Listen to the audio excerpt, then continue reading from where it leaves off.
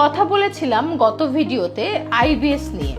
IBS এর সঠিক সমাধান দুইভাবে করা যায়, একটি হচ্ছে লাইফস্টাইল মডিফিকেশন এবং ডায়েট প্ল্যান, তার সাথে কম্বিনেশন করছি আমরা advance treatment.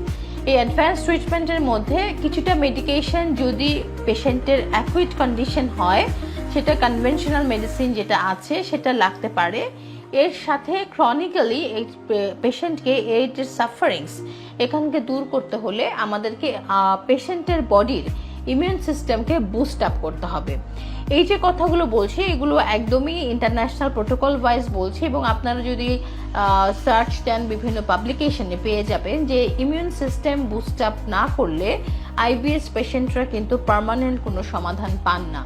So immune system boost আপের জন্য আমাদের অনেকগুলো প্রোটোকল আছে। অ্যাডভান্স যদি বলি তার মধ্যে ওজোন ট্রিটমেন্ট, যেটা আপনার ইমিউন সিস্টেমের জন্য রেসপন্সিবল যে কোষগুলো আমাদের শরীরে আছে অর্থাৎ রোগ প্রতিরোধ করে এই ধরনের যে কোষগুলো আছে এদেরকে অ্যাক্টিভেশন বাড়ায়, এদের রক্ত সঞ্চালন বাড়ায়, এদেরকে প্রপার নিউট্রিশন দেওয়ার জন্য আমরা কিছু সাপ্লিমেন্ট ইউজ করি, এবং এই সাপ্লিমেন্ট আমরা ওরাল দিতে পারি মুখে অথবা আইভি ইনফিউশনের মাধ্যমে।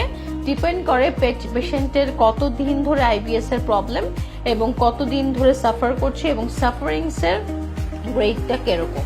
সো এটাই হচ্ছে আইবিএস এর কম্বিনেশন ট্রিটমেন্ট।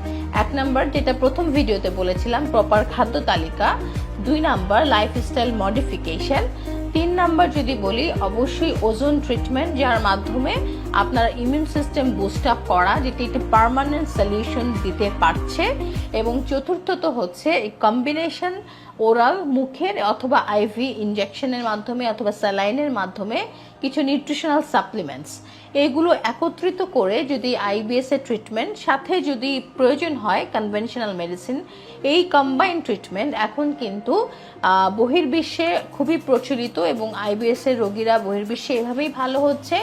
বাংলাদেশে আমরা টোটাল ওয়েলনেস কেয়ারে এভাবেই আইবিএস এর চিকিৎসা করছি। তাই আইবিএস এর চিকিৎসা নিয়ে আর ভয় না পেয়ে আপনারা সঠিক প্রোটোকলের মাধ্যমে চলে আসুন, অবশ্যই নিরাময়যোগ্য। ধন্যবাদ।